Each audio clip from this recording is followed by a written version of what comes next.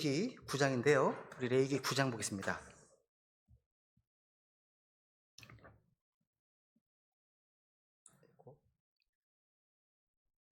레위기 9장 1절, 2절 한번 먼저 읽고요. 말씀 증언하겠습니다. 시작. 여덟째 날에 모세가 아론과 그의 아들들과 이스라엘 장로들을 부른 뒤 아론에게 이르되 너는 흠없는 어린 송아지를 죄 헌물로 취하고 흠없는 순양을 번제 헌물로 취해 그것들을 주 앞에 드리며. 이 레위기 9장의 말씀은요, 이스라엘 역사에서 아주 특별한 순간을 다루고 있습니다. 여기 이제 여덟째 날이라고, 이따 공부하겠지만 여덟째 날이라고 되어 있죠. 주님께서 새로운 일을 시작하신 날, 제사장 아론과 그의 아들들이 드디어 공식적으로 주님을 섬기는 사역을 시작하는 날입니다. 그동안 아론과 그의 아들들은요, 무려 레위기 8장 앞에 보시면 7일 동안 성막문에서 나오지 못한 채 자신을 거룩히 구별하고요, 철저히 주님 앞에 준비된 상태로 기다렸습니다. 이제 여덟 번째 날이 돼서 드디어 주님께서 그들을 사용하시기 위해서 불러내시고 또 그들을 세우십니다. 여러분, 이 팔은 항상 성경에서 새로운 시작을 의미하죠. 이 레위기 9장은요, 단순히 어떤 제사장의 직무를 시작하는 행정적 절차가 아닙니다. 이 장면은 주님께서 자신을 드러내시고 자신의 영광을 나타내시는 어떤 그런 아주 복된 순간을 보여줍니다.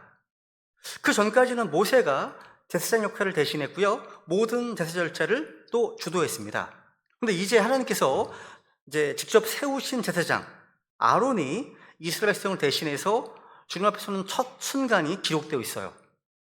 여기서는 아론과 백성에게요, 너희가 나의 방법대로 나의 말씀대로 나를 찾는다면 내가 너희에게 나타나겠다라고 약속하십니다.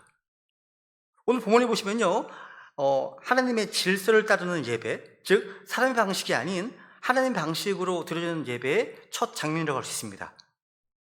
여러분, 이전 장인 레위기 8장에서는 아론과 그의 아들들이 일주일 동안 성막 안에서 이제 머물면서 제사장으로 이제 준비하는, 그리고 주님께 위임받는 장면이 나왔었죠. 7일 동안은 주님께서 그들을 훈련시키시고 준비시키시고 또 깨끗하게 하셨습니다. 근데 이제 9장 1절에 오니까 여덟째 날에 모세가 아론과 아들들과 이스라엘군들을 부른 뒤에 말씀하십니다. 성경은 이렇게 여덟째 날을 특별히 기록하고 있습니다. 이 날은 바로 제사장이 실제로 제단 앞에 서서 주님을 위해 일하기 시작한 날입니다. 그러니까 7일이라고 하는 준비의 기간 후에 여덟 번째 날 이제 실제 사역의 시간이 시작되는 거죠. 여러분, 하나님은 왜 이렇게 긴 시간을 들여서 아론을 준비시켰을까요? 단지 희생제사를 드리는 방법을 배우게 하시려고? 어떤 형식 갖추기 위해서 그런 겁니까? 아닙니다. 하나님은 그를 제사장으로 사역하시기에 준비된 사람으로 세우고자 하셨습니다. 사역은요, 언제나 준비된 자에게 그 자로부터 시작됩니다. 준비된 자로부터. 오늘날 많은 크리스찬들이요, 주님께 쓰임받고 싶다 말은 합니다. 근데 주님께서는요, 내가 너를 쓰고 싶은데 너가 아직 준비가 되어 있지 않다 말씀하십니다. 오늘날 많은 사람들이 주님 앞에서 준비가 안 된 상태로 서 있어요. 근데 하나님께서는요, 준비가 안 된 사람을 통해서 자신의 영광을 나타내지 않으십니다. 일단 나옵니다, 영광에 대해서. 고린도서 10장을 볼까요? 10장 15절 18절. 자기를 추천하는 자가 인정받지 아니하고 주께서 추천하시는 자가 인정받기 때문이니라. 여기 보면 자기를 추천하는 자가 인정받지 않는다. 자기를 추천하는 사람은요, 주님께 인정받지 못합니다. 왜 그렇죠? 자기를 추천한다는 것은 자기 자랑이거든요. 자기 과시거든요. 자기를 높이는 것이거든요. 교만이기 때문입니다. 성경에 보시면 하나님을 진짜 만난 사람 특징이 무엇이었습니까? 하나같이 자신의 자아가 무너졌습니다. 아브라함은 나는 티끌과 죄 같은 자입니다. 모세는 주님, 저는 할 수 없습니다. 저는 입이 둔한 자입니다. 이사야는요, 화로다, 나는 망하게 되었다. 입술이 부정한 자입니다. 고백했습니다. 욥은요, 내가 내 자신을 몹시 싫어하고 티끌과 죄 가운데서 회개한다. 고백했습니다. 그러니까 성경을 아무리 찾아봐도요, 주님 앞에서 자신을 추천하는 사람은 한 명도 없습니다. 오히려 진짜 하나님의 사람들은요, 자기를 낮추는 정도가 아니라 자기라는 존재를 십자가에 못 박아 버렸던 사람들입니다. 성경은 주께서 추천하시는 자가 인정받는다라고 말씀하십니다. 추천하는 자가 누굴까요? 자기를 낮추는 사람입니다. 자기를 부인하는 사람입니다. 자기 옛사람을 십자가에 못 박은 사람이죠. 주께서는 이런 사람들에게 은혜 베푸시고 그들을 사용하십니다. 그러니까 사람들의 추천이 아니라 주님의 추천을 받은 사람, 그 사람이 부름받은 사람이죠. 레위기 8장에서요, 아론은 7일 동안 성막문을 떠나지 않았습니다. 아무 일도 하지 않았습니다. 그저 머물렀습니다. 기다렸습니다. 몸고 준비한 거예요. 여러분, 하나님은요, 뭔가 일을 맡기시기 전에 그 사람을 멈추게 하시고 준비하게 하십니다. 뭔가 움직이고 활동하는 것보다 주님 안에 머무르면서 주님의 은혜를 받는 것이 더 중요하기 때문이다. 이게 전전고 했던 좌행참이죠. 그죠? 먼저 주님 안에 머무는 가운데 은혜를 충만히 입고 그 다음에 이제 행하는 거죠. 순서가 항상 그렇습니다. 아론에게 있어서 이 사역의 첫날은요, 새로운 시작이지만 동시에 아주 두렵고도 무거운 책임이 있는 날입니다. 왜냐하면 아론은요, 온 백성이 보는 앞에서 제단에 섰습니다. 그런데 아론이 드린 희생제사가 주님께서 받으실 수도 있고요, 주님 거절할 수도 있기 때문에 두려웠을 겁니다. 그죠? 오늘도 마찬가지예요. 우리가 주님께 뭔가 드린다고 하지만 하나님 받으시는 예배, 하나님 받으시는 섬김, 하나님 받으시는 어떤 희생제사가 따로 있다는 거죠. 겉으로 보기는 희생제사이지만 그 중심에 죄가 있고 자기 의가 있고 자아가 중심에 있다면 하나님이 억셉트하지 않으십니다. 그래서 사역은 언제나 거룩한 어떤 긴장감 속에서 시작돼요. 하나님은 지금도 사람을 통해 일하시고요, 준비된 사역자를 통해서 다시 영광을 드러내시기 때문에. 이제 한번 한 글씩 보겠습니다. 레위기 9장 1절 시작하겠습니다. 1절입니다. 여덟째 날에 모세가 아론과 그의 아들들과 이스라엘 장로들을 부른 뒤 아론에게 이르되 너는 흠없는 어린 송아지를 내 헌물로 취하고 흠없는 순양을 번제 헌물로 취해 그것들을 주 앞에 드리며. 그래서 여기서요, 이제 여덟째 날이라는 표현에 한번 주목해 보세요. 여덟째 날. 이 문장은, 첫 문장은요, 레위기 전체에서 중요합니다. 레위기 8장이 말씀드린 것처럼 제사장의 준비 기간이었다면 9장은 그 사역이 실제로 시작되는 첫날이에요. 7일 동안 아론과 그의 아들들은 이제 성막문에 떠나지 않았습니다. 그들은 물로 씻김 받았고요, 거룩한 옷을 입었고 기름 부음 받았고요, 매일 위임식 희생제사를 드리면서 자신을 거룩 구분했습니다. 그리고 여덟째 날 주님께서 그들을 이제 부르시죠. 여덟째 날 부르셨습니다. 여덟째 날은요, 아까 말씀드린 것처럼 항상 새로운 시작을 상징합니다. 성경에서 7, 그러면 이제 완전수죠. 완성을 의미합니다. 완성을. 주님께서 세상을 6일 동안 창조하시고 7일째 안식하셨잖아요. 그런데 하나님은 거기서 멈추지 않으셨습니다. 주님께서는 8일째 새로운 창조로 나아가셨습니다. 노아의 때를 보세요. 온 세상이 심판으로 덮였을 때 하나님은 오직 8명을 통해서 새로운 세상을 다시 여셨습니다. 그 8명이 바로 인류의 새 출발이었죠. 할례 또한 며칠째 받죠? 8일째를 받습니다. 그죠? 남자애는 태어난 지, 그죠? 이건 단순히 육체의 표식이 아니라요, 너는 이제 나의 백성이다, 새 언약의 시작이다, 하나님의 선언이었습니다. 무엇보다도 예수님께서 8번째 날에 다시 부활하셨습니다. 예수님은 7째 날에 무덤에 계셨고요, 안식 후 첫날, 즉 8째 날에 다시 부활해서 살아나셨습니다. 그래서 이 8은요, 새 생명, 부활, 주님의 새로운 일, 이걸 의미합니다. 그래서 레위기 9장의 8째 날은 단순히 시간의 다음 날이 아닙니다. 하나님의 새로운 사역의 시작을 의미하는 겁니다. 에스겔서 43장 26절, 17절 읽어볼까요? 이래 동안 제단을 깨끗하게 하며 그것을 정화하고 자신을 거룩히 구분할지니라. 이날들이 지나고 8째 날과 그 이후에 제사장들은 제단 위에 너희의 번제 헌물들과 화평 헌물들을 들지니 그러면 내가 너희를 받아들이리라. 주 하나님이 말하노라 하시니라. 여기 보시면요, 이래 동안은 깨끗하게 하고 또 정화하고 거룩히 구분하네요. 근데 8째 날 생gem을 드립니다. 근데 그때 그러면 내가 너희를 받아들이겠다 말씀하시네요. 그러니까 8째 날 이전에는 받지 않겠다고 하신 거예요. 먼저 깨끗하게 하고 정화하게 하는 일이 끝나야 하나님이 받으시는 사역이 열리는 거예요. 그러니까 7일 동안은 제단을 깨끗하게 하고 정화하고 거룩히 구분하는 날, 날이었고요. 8일째부터 하나님이 이제 내가 너희를 받아들이겠다 하신 겁니다. 여러분, 주님께서 지금 우리 가정이나 교회나 우리의 삶 가운데 새로운 일을 시작하시려면 먼저 자신을 깨끗하게 하고 정화하고 거룩히 구분해야 됩니다. 이런 회개의 과정이 필요하다는 거, 반드시 7일 동안의 이런 과정이 필요하다는 겁니다. 왜냐하면 하나님은요, 절대 준비가 안 된 제단 위에는 불이 내리지 않기 때문에. 시편 24편도 볼까요? 24편 3절 4절. 주의 산에 오르리오 누가 그분의 거룩한 곳에 서리오 깨끗한 손과 순수한 마음을 가지리라 헛된 것을 향해 자기 꿈을 들지 아니하며 속일수록 맹세하지 아니한 자가 서리로다. 여러분, 깨끗한 손이 아니면 주의 산에 설 수 없습니다. 또 순수한 마음이 없으면 제단의 불을 경험할 수도 없어요. 아론은 그 과정을 7일 동안 했습니다.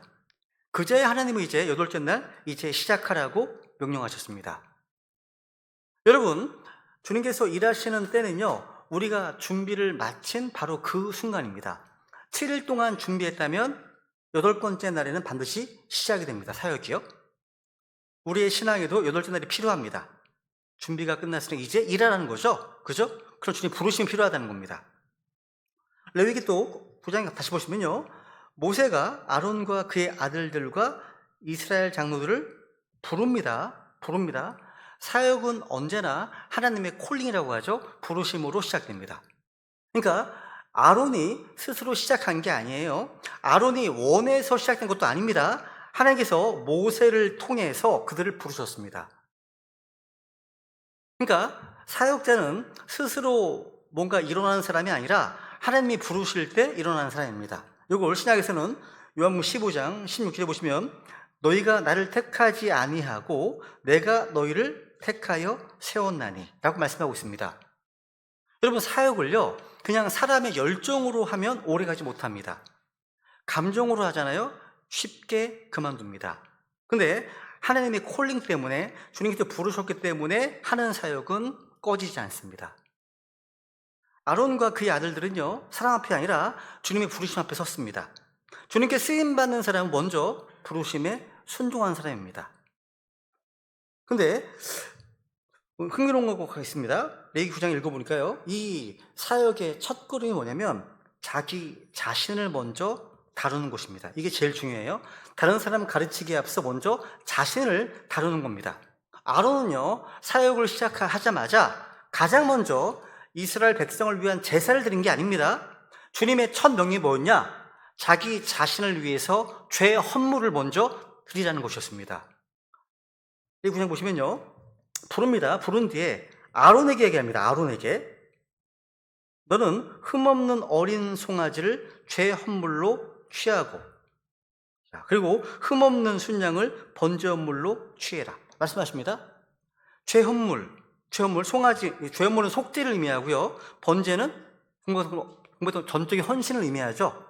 그러니까 하나님은 먼저 너의 죄부터 처리하라는 거예요. 너의 삶부터 제단에 올려놓으라 말씀하시는 거예요.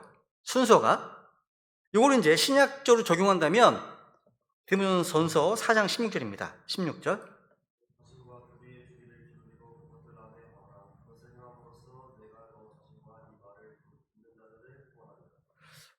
너 자신부터입니다. 다른 사람이 아니에요. 너 자신, 그 다음에 교리에 주의를 기울이라 이겁니다. 하나님의 사람들은 항상 말씀의 빛에 자신을 비춰보고 말씀 앞에서 자신을 살피고 말씀의 기준에 따라서 자신을 고치는 사람들입니다. 말씀, 우리의 거울이죠.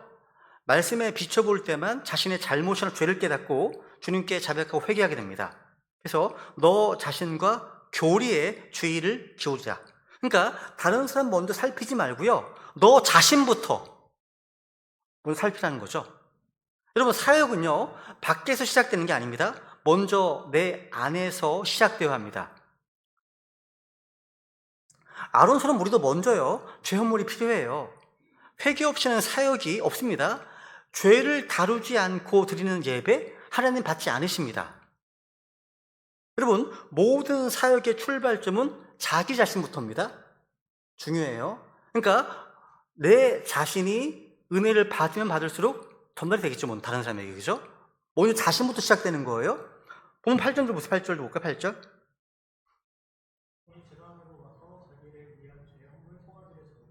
여기 보면 똑같습니다. 아론입니다. 자기를 위한 죄 헌물 송아지를 잡음해라고 되어 있습니다. 자기를 위한 죄 헌물.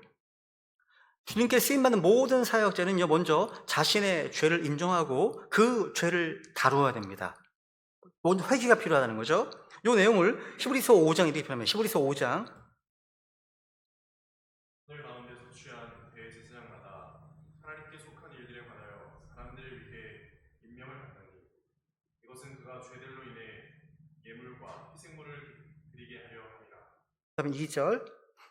그가 알지 못한 자들과 길에서 벗어난 자들을 불쌍히 여길 수 있으니 이는 그 자신도 내가 감도가 쌓여있기 때문이라. 3절. 이런 이유로 인해 그는 백성을 위해 죄들로 인한 헌물을 드려야 하는 것 같이 자신을 위해서도 그렇게 드려야만 하느니라. 여기 이제 대제사장이 나오죠. 그죠? 대제사장도요, 연약함으로 쌓여 있다고 되어 있습니다. 그리고 대제사장은요, 알지 못한 자들과 길에서 벗어난 자들을 불쌍히 여길 수 있다라고 되어 있죠. 그죠? 그러니까 이들과 다를 바가 없는 연약함이 있어요. 대제사장 마찬가지입니다. 그러니까 사람들이 겪는 모든 문제는 제사장, 대제사장이라고 해서 다를 바 없이 없습니다. 그래서 제사장들은요, 백성들을 위해서 자신을 위해서도 희생제물을 드려야 했습니다. 그죠? 자신의 연약함에 쌓여있고 동일한 성정을 지닌 사람으로 죄인이기 때문이에요. 여러분, 자기를 위한 희생 제사를 드리지 않아서 자신이 주님 앞에 바로 서지 않고 다른 사람을 세우려는 사역, 위선입니다. 위선이에요. 이건 종교행위일 뿐입니다. 그래서 아론은 먼저 자기 죄를 다뤘습니다. 그 다음에야 이스라엘 백성을 위한 희생제사를 드릴 수 있었습니다. 그러니까 먼저 자신의 어떤 자아의 문제, 자신의 문제를 해결하지 않고는 주님의 사역을 온전히 감당할 수 없다는 거죠. 그래서 주님께 쓰임받고 싶다면 매일 말씀과 기도 가운데 자기의 죄를 다루는 시간이 있어야 한다는 거. 요거를 이제 시편에서 표현하죠. 시편 139편. 나를 살피사 내 마음을 아시고 나를 시험하사 내 생각들을 아시옵소서. 또 내 안에 어떤 사악한 길이 있는지 보시고 나를 영존하는 길로 인도하소서. 와, 여러분 레위기에서 자기를 위한 죄 헌물, 이걸 신약적으로 표현하면 자기 판단입니다. 자기 점검인 거예요. 여러분, 그리고 이 죄 헌물 후에 번제 헌물을 드리죠. 번제는 뭐예요? 주님 앞에 전적으로 드리는 삶입니다. 조금이 아니에요. 전부를 드리는 거예요. 부분이 아닙니다. 전체를 태워서 드리는 희생제사입니다. 하나님은 전부를 드리는 번제 위에 불을 내리셨습니다. 그 일을 볼게요. 3절, 4절입니다. 그리고 3절부터 3절. 네. 이스라엘 자손에게 말하여 이르기를 너희는 염소 새끼를 제헌물로 취하고 흠없고 일련된 송아지와 어린 양을 번제 헌물로 취하며. 와, 이제 1절까지는 아론에게 말씀하셨죠. 그죠? 근데 3절에서는 이스라엘 자손에게 주님께서 명령하십니다. 이스라엘 자손에게. 여러분, 하나님은 아론만 부르지 않으셨습니다. 즉, 아론이 혼자 일하는 것이 아니라 이스라엘 백성 전체가 주님 앞에 헌물을 가져오도록 명령하십니다. 오늘 교회도 동일합니다. 신약 교회는요, 소수의 섬기는 자들만 헌신하는 것이 아니라 교회 전체가 함께 섬기는 곳이어야 됩니다. 예배는 관람이 아닙니다. 함께 참여하는 거죠. 주께서는 성도들 모두가 사역에 참여하기를 원하십니다. 그런데 여기서 흥미로운 게 있습니다. 이스라엘 자손에게 죄헌물을 드리라고 하시는데 뭘로 드리라고 합니까? 염소 새끼로. 염소 새끼라고 하시네요. 여러분, 아론이 먼저 자기 죄를 다뤘다면 이 하나님은 이스라엘 자손들, 그들의 죄도 다루기를 원하십니다. 그런데 여러분, 아론은요, 아까 어린 송아지로 죄헌물을 드렸습니다. 근데 이스라엘 백성들에게는 뭡니까? 염소 새끼였습니다. 그러니까 어린 송아지가 훨씬 큰 헌물이거든요. 염소 새끼는 작은 헌물입니다. 왜 이런 차이가 있을까요? 아론은 백성을 대표하는 대제사장이기 때문에 더 큰 책임을 지니고 있었기 때문입니다. 그러니까 그 헌물은요, 더 무겁고 더 큰 것이어야 했습니다. 야고보서 3장 1절. 형제들아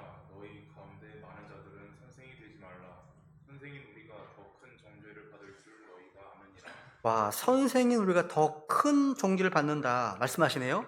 두려운 겁니다. 그러니까 인도자는 더 큰 책임을 진다는 거죠. 근데 하나님께서는요, 이스라엘 백성들에게도 죄현물을 명령하십니다.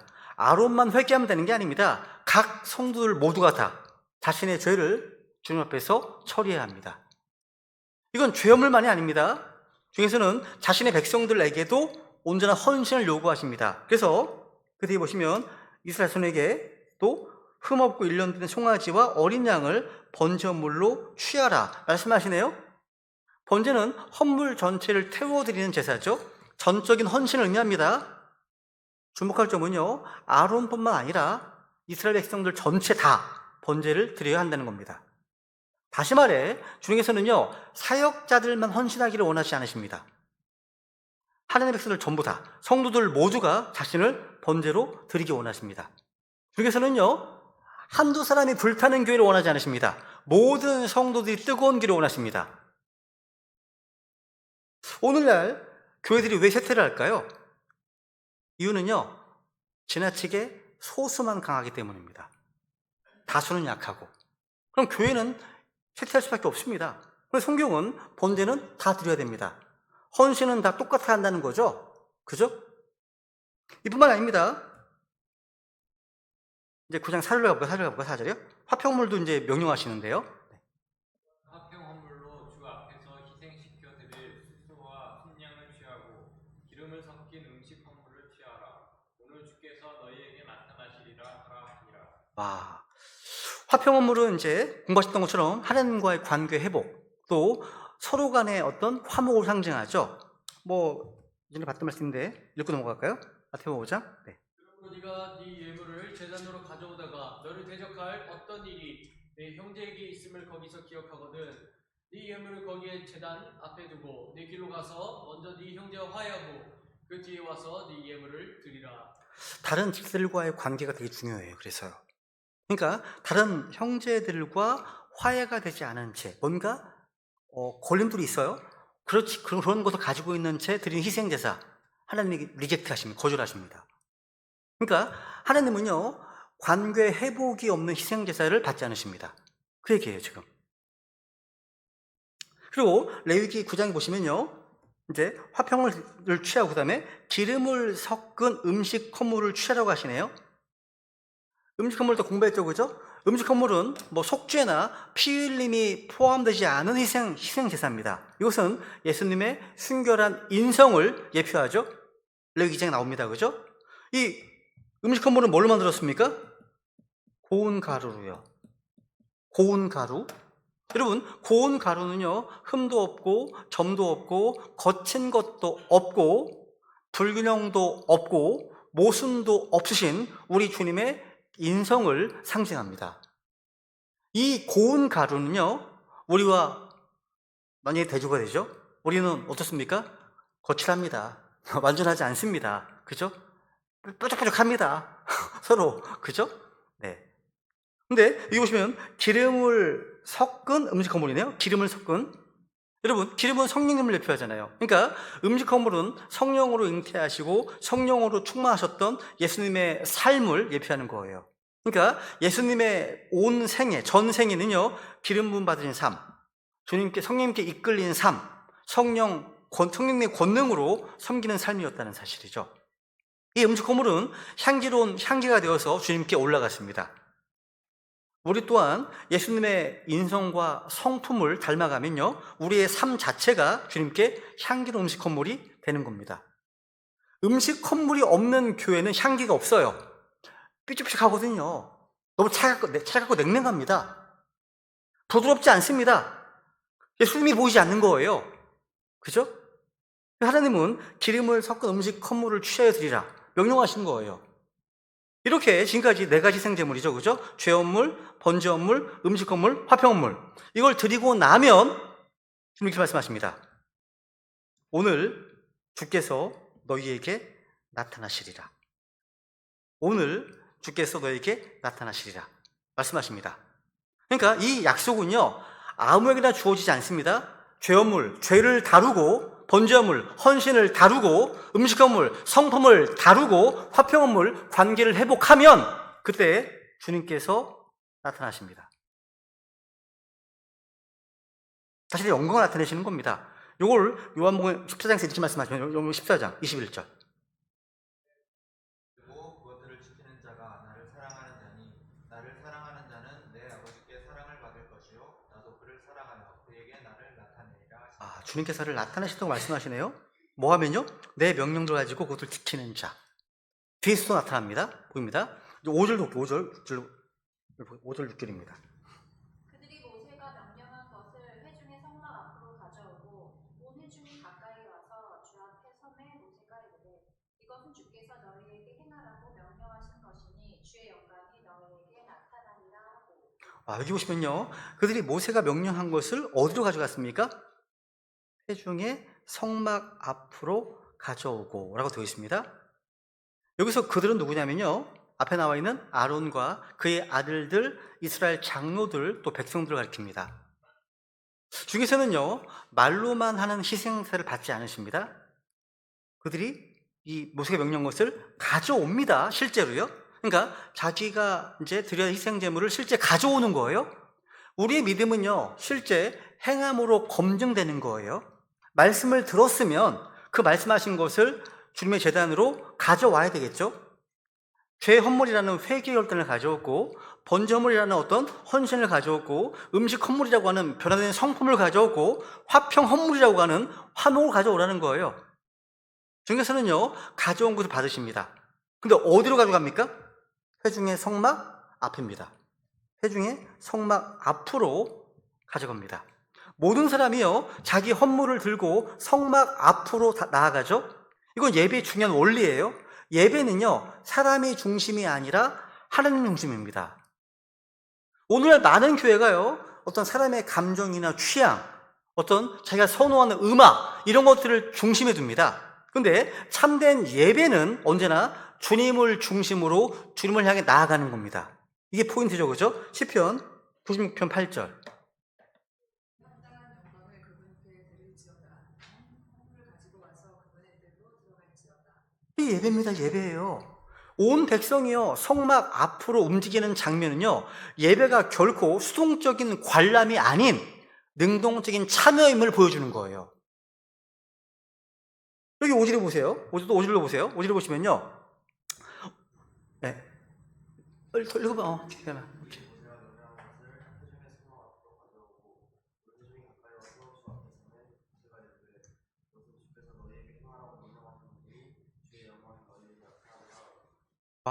오늘 유심히 눈길이 갔던 표현 여기입니다. 온 회중이 가까이 와서 주 앞에 서매.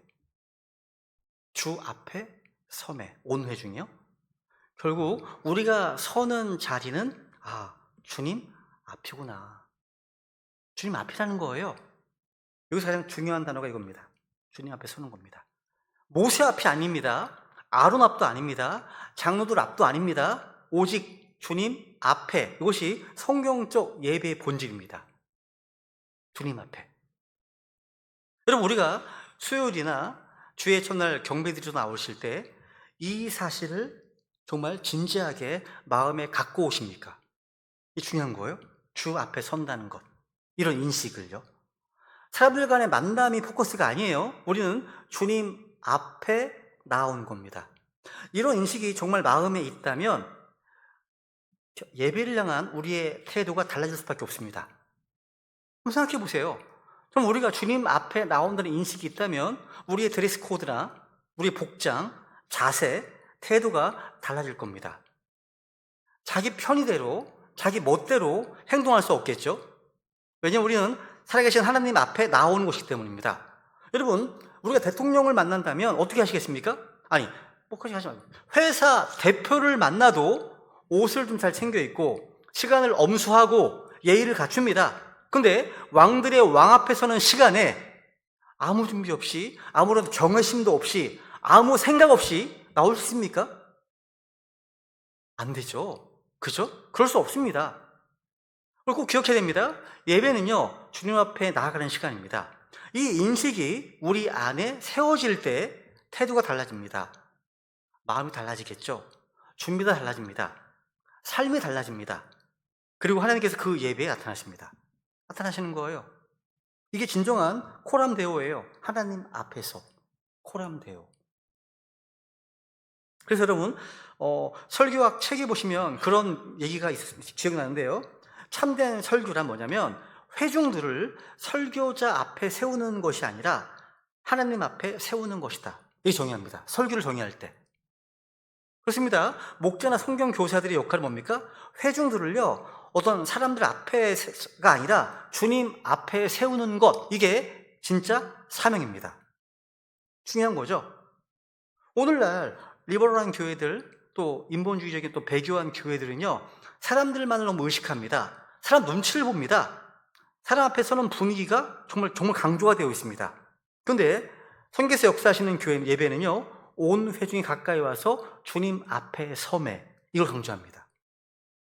그래서 6절에 보시면 이것은 주께서 너희에게 행하라고 명령하신 것이니 주의 영광이 너희에게 나타나리라. 주의 영광이 나타난다 말씀하시네요. 그러니까 여러분, 하나님의 영광은요, 말씀에 대한 순종에 임하는 겁니다. 진짜 영적 원리죠, 그죠?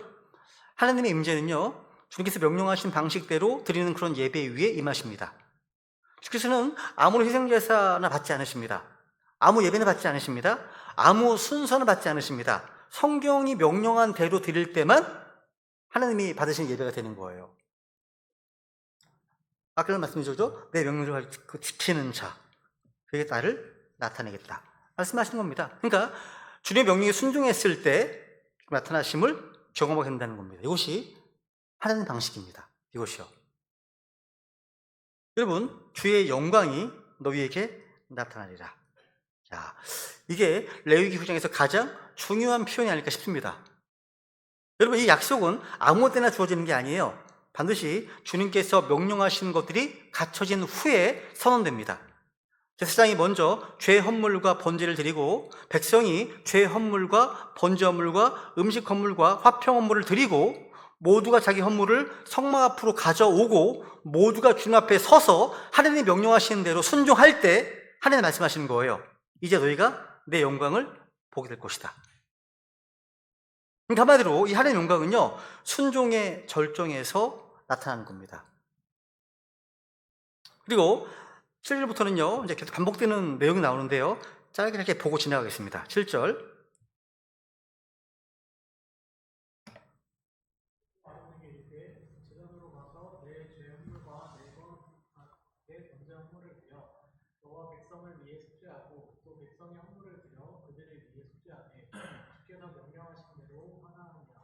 지금 모세가 아론에게 준 첫 번째 명령이 이것입니다. 여기 보시면 제일 먼저 뭐예요? 제단으로 가라. 제단으로 가라. 여러분, 제단 없는 사역은 존재하지 않습니다. 제단 앞에 서지 않는 제사장은 주님께 쓰임받을 수 없습니다. 하나님의 사람이라면 무엇보다 먼저 말씀의 제단으로, 또 회개의 제단으로, 또 예배의 제단으로 그 앞에 서는 사람이어야 합니다. 리더가 먼저 제단 앞에 나아갈 때 백성도 따라오겠죠. 그죠? 이거 보면 주께서 명령하신 대로 하라. 이것이 바로 희생제사 전체의 기준입니다. 주께서 명령하신 대로 하라. 누가 명령하신 겁니까? 주께서입니다. 무슨 말이냐면 아론은 대제사장이지만 아론이 어떤 기준을 만드는 사람이 아닙니다. 하나님이 말씀하신 대로만 해야 됩니다. 사역자는요, 새로운 아이디어를 만드는 사람이 아니라 말씀에 순종하는 사람입니다. 자기 방식이 아니에요. 하나님 방식 그대로 섬기는 사람입니다. 여러분, 순종 없는 어떤 사역에 주님의 영광은 임하지 않습니다. 8절. 그러므로 아론이 제단으로 가서 자기를 위한 죄 헌물 송아지를 잡은 후에 이 말씀은요, 대제사장이 스스로 자기를 위한 희생제사를 드렸다는 표현이죠. 아론은요, 다른 사람의 죄는 다뤄도 자기 죄는 남에게 맡기지 않았습니다. 스스로 제단으로 나아가서 스스로 송아지를 잡고 스스로 피를 뿌렸습니다. 오늘날 많은 사람들이 자기 죄를 남이 해결해 주기를 원합니다. 성경은 말씀하십니다. 잠언 28장 13절. 이를 숨기는 자는 성공하지 못할 것이나 누구든지 그것들을 자백하고 버리는 자는 긍휼을 얻으리라. 그렇습니다, 여러분. 자기들을 자백하고 버리는 자, 긍휼을 얻습니다. 그리고 9절부터 11절까지는요, 특별히 설명할 부분은 없습니다. 한번 읽고 넘어갈까요? 다른 아들들이 그 피를 그에게 가져가니 그가 그 피에 자기 손가락을 담그고 그 피를 제단 뿔들에 바르며 그 피를 제단 바닥에 쏟되 그 죄업물의 기름과 콩팥들과 간유의 껍풀은 제단 위에서 태우니 이 일이 주께서 모세에게 명령하신 대로 되었더라. 그가 그 고기와 가죽을 진영 밖에서 불로 태우니라. 아론은요, 자기 죄업물의 송아지를 잡은 후에 이제 세 가지 중요한 일을 합니다. 첫 번째는 피를 제단 뿔에 바르고 그 피를 제단 바닥에 쏟습니다. 피는요, 속죄의 유일한 근거죠. 피 흘림이 없이는 사명이 없습니다. 자기 죄 문제를 피로 해결한 뒤에야 다른 사람을 섬길 수가 있습니다. 하나님은요, 깨끗한 제단 위에만 불을 내리십니다. 그래서 죄를 감추면 사역이 막힙니다. 근데 죄를 고백하고 회개하면 사역의 흐름이 다시 진행됩니다. 그래서 디모데후서에 보시면 2장 21절 볼까요? 21절. 네. 그러므로 사람이 이런 것들로부터 자기를 깨끗하게 하면 종기에 이르는 그릇 곧 거룩히 구별되어 주인이 쓰기에 합당하며 모든 선한 일에 예비된 그릇이 되리라. 와, 주님께서는 능력 있는 사람이 아니라 깨끗한 사람을 찾으십니다. 왜냐하면 하나님의 능력은요, 깨끗한 통로를 통해 흐르기 때문이에요. 깨끗하지 않은 그릇에는요, 뭔가 은혜가 고이지 않습니다. 깨끗한 그릇일 때 그 안에 담긴 이 물이 생명수가 되어서 누군가에게 흘러가는 거죠. 그죠? 성경에서요, 주님께 쓰임받은 모든 사람은 다 자신의 죄를 먼저 다루는 사람이었습니다. 모세도 그랬고, 다윗도 그랬고, 또 바울도 그랬습니다. 여러분, 우리가 다른 누군가를 가르치기 전에 먼저 우리 자신이 말씀 앞에서 깨어져야 됩니다. 말씀을 가르치는 입보다 무릎 꿇는 회개가 먼저라는 거죠. 하나님은 쓰시기 전에 먼저 깨끗하게 하십니다. 먼저 회개 제단을 부르신다는 거죠. 그 제단은 반드시 피가 있어야 됩니다. 사역자는 피 위에 서 있어야 됩니다. 피 없는 사역은 능력이 없죠. 교회도 마찬가지예요. 피의 복음을 잃어버리면 그 교회는 교회가 아닙니다. 생명을 잃어버리는 거죠. 피가 흘러야 됩니다. 피가 선포돼야 됩니다. 피를 증언해야 됩니다. 교회가 할 일이죠. 그죠? 또 아론이 뭘 들었냐면요, 그 죄물의 기름과 콩팥들과 간의 껍풀은 제단 위에서 태우라. 이 부분은요, 사람의 것이 아닙니다. 오직 하나님이 받으시는 부분입니다. 즉 제사장의 가장 깊은 내면까지 주님 앞에서 태워 드린다는 그런 의미로 볼 수 있습니다. 하나님은요, 제사장의 가장 깊은 내면까지 태우셨습니다. 겉모양만 거룩해 보이는 것이 아니라 마음 깊은 곳까지 정결케 되기를 원하셨던 거죠. 이거는 이제 시편 51편 6절. 주께서는 속부분에 있는 진실을 원하시니 내가 은밀한 부분에 있는 지혜를 알게 하시리이다. 하나님은 우리 내면을 또 보고 계십니다. 기름과 콩팥과 간의 껍풀, 이걸 태운다는 것은 뭐예요? 우리의 생각이나 양심이나 감정, 동기까지 주님 앞에 정결케 대우함을 교훈해 주고 있는 겁니다. 그리고 그 고기와 가죽을 진영 밖에서 불로 태웠습니다. 진영 밖에서. 여러분, 이것은요, 죄가 진영 안에 머물지 못하도록 완전히 제거했다는 상징입니다. 우리 예수님께서도요, 진영 밖에서 고난 받으셨잖아요. 그죠? 읽고 넘어갈게요. 13장. 그 짐승들의 피는 죄로 인해 대제사장이 성소 안으로 가지고 들어가고 그것들의 몸은 진영 밖에서 불사르나니 그러므로 예수님께서도 친히 자신의 피로 백성을 거룩히 구별하시기 위해 성문 밖에서 고난을 당하셨느니라.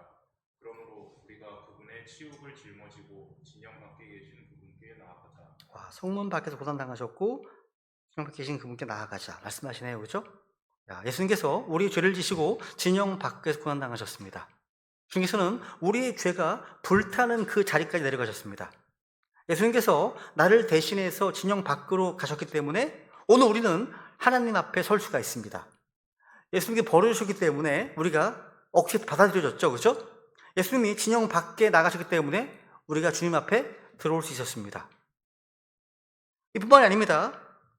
하나님의 사람들은요, 언제나 진영 밖으로 나아가야 됩니다. 그곳은 세상으로부터 버림받은 자리고요, 자기 자아가 죽는 자리입니다. 거룩한 사역은요, 진영 안에 안락함이 아니라 진영 밖에 불 속에서 태어납니다. 자기 고집이나 욕심, 자기 명예 등 이 모든 것을 진영 밖으로 가지고 나가 불 태워야 한다는 거죠. 근데 하나님은 제단의 불로 응답하십니다. 12절로 가겠습니다. 12절로 가겠습니다. 12절. 읽어볼까요? 12절. 네.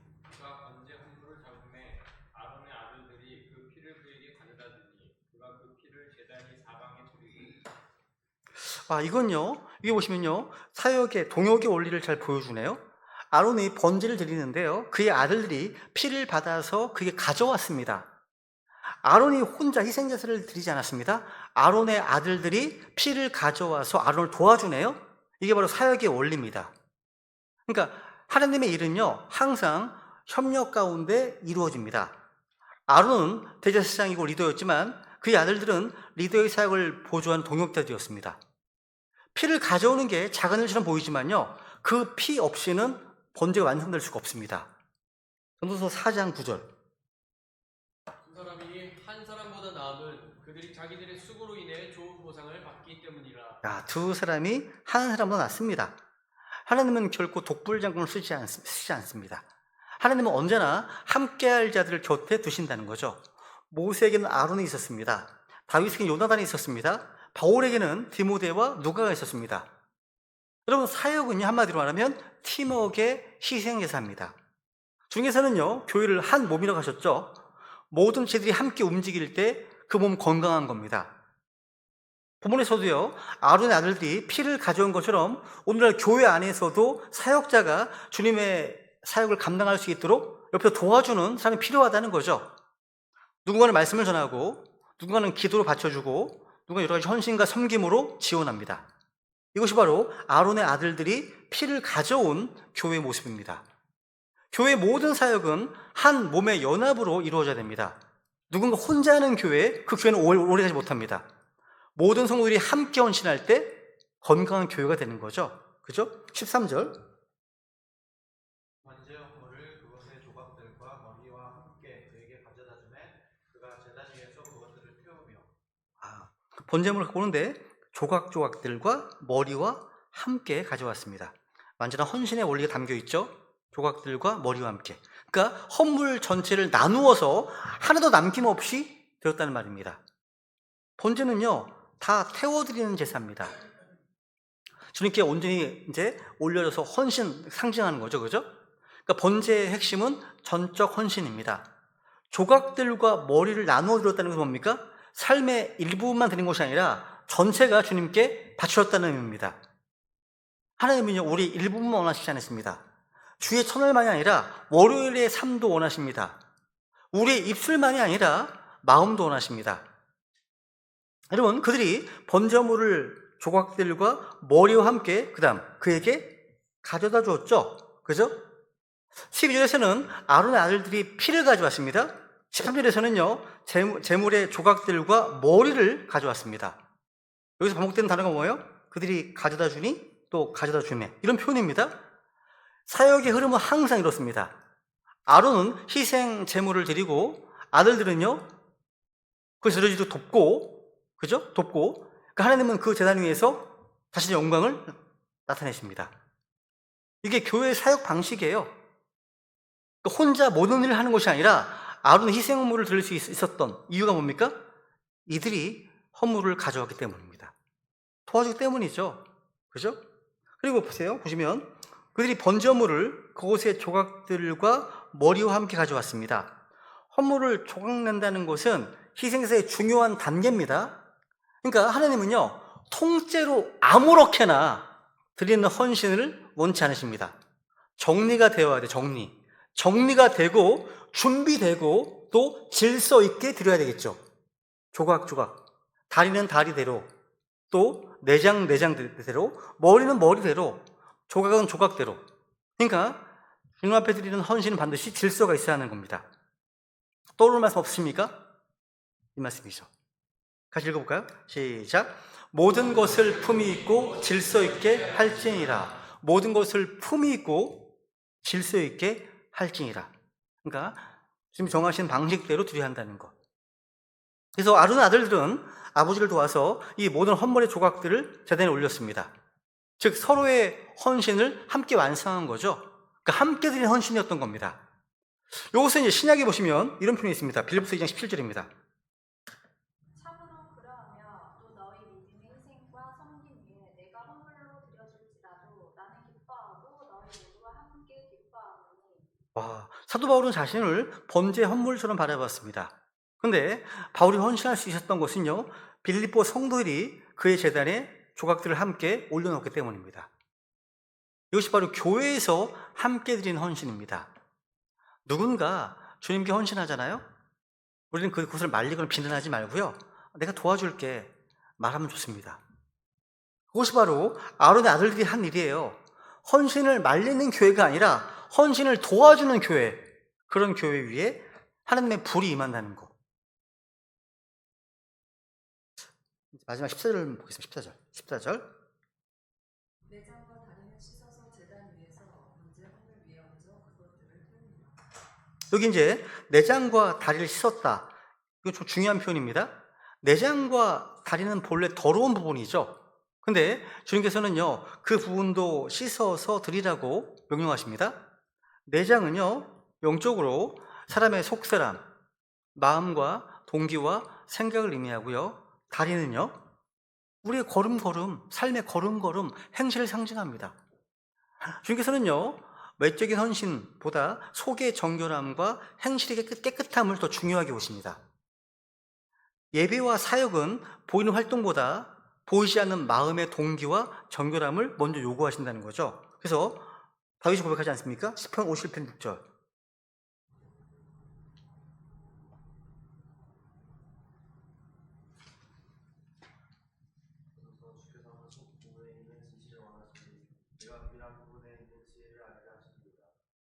주께서는 속 부분에 있는 진실을 원하신다고 되어 있네요. 그죠? 말씀 그대로입니다. 여러분, 사역은요, 어떤 재능이나 능력으로 되는 게 아닙니다. 깨끗한 마음으로 되는 겁니다. 사람의 은혜는 사역이 화려하게 보일지 몰라서요, 하나님은요, 동기가 깨끗한가? 의도가 순수한가? 주님만을 기쁘시게 하는 마음인가? 이런 언제나 씻은 내장을 보십니다. 그 마음을 씻지 않은 자들은 희생제사는 하나님 받지 않으십니다. 씻어야 되겠죠? 그죠? 그리고 오늘 본 마지막에 보시면요, 그것들을 뭐합니까? 태우니라. 마지막이에요. 그러니까 주님께 드리는 헌신은 다 불로 시험받습니다. 피가 뿌려지고 조각이 나뉘고 내장이 씻기고 다리가 준비되고 머리가 올려졌을 때 마지막 단계는 항상 이겁니다. 그것들을 태우니랍니다. 여러분, 불이 없는 헌신은 헌신이 아닙니다. 태우니라. 여러분, 이 14절 이 말씀은요, 아주 단순한 기록처럼 보이지만 오늘날 교회의 사역의 본질을 보여줍니다. 누군가 헌물을 가져오고, 누군가는 조각을 준비하고, 누군가는 내장을 씻고, 누군가는 다리를 다듬고, 누군가는 제단을 정리하고, 누군가는 피를 가져옵니다. 이 모든 과정을 통해서 주님께 번제가 드려지는 거죠. 섬김에 크고 작음은 없습니다. 하나님의 불은 모든 손길 위에 임합니다. 이게 바로 교회의 영광입니다. 모두의 손을 통해서 주께서 예배를 받으십니다. 이제 말씀을 요약해 보겠습니다. 레위기 9장은요, 제사장 아론의 첫 번째 사역을 기록한 장이지만 동시에 우리 모두의 사역이 어떻게 시작되어야 하는지를 영적으로 교훈해 주고 있습니다. 제사장은 먼저 자기 죄와 자기 헌신을 제단에 올려야 됩니다. 그리고 나서 이제 백성들도 죄헌물, 번제헌물, 음식헌물, 화평헌물을 드려서 모두가 함께 참여할 때 주님은 오늘 너에게 나타나겠다 약속하셨습니다. 회중이 주 앞에 서서 말씀대로 순종하면 주님의 영광이 임하는 겁니다. 제사장의 첫 번째 사역은 자신을 철저히 정결케 하는 것이었습니다. 또 사역은 혼자 이루어지는 것이 아니라 동역 협력으로 완성됩니다. 여러분, 우리 하나님은 완전한 헌신을 원하십니다. 그리고 하나님의 사람들은 정결한 내면과 깨끗한 행실을 준비해야 됩니다. 그리고 교회는 서로의 헌신을 도와주는 몸된 교회가 되어야 되겠죠. 그죠? 그래서 우리 이 시간요, 저희들이 더 이상 손님이나 방관자가 아니라 주님의 사역에 함께 참여하고 헌신함으로 주님께서 받으시고 주님의 영광이 임하는 그런 교회가 될 수 있도록 이 시간 주님 앞에 은혜를 구하면서 기도하겠습니다.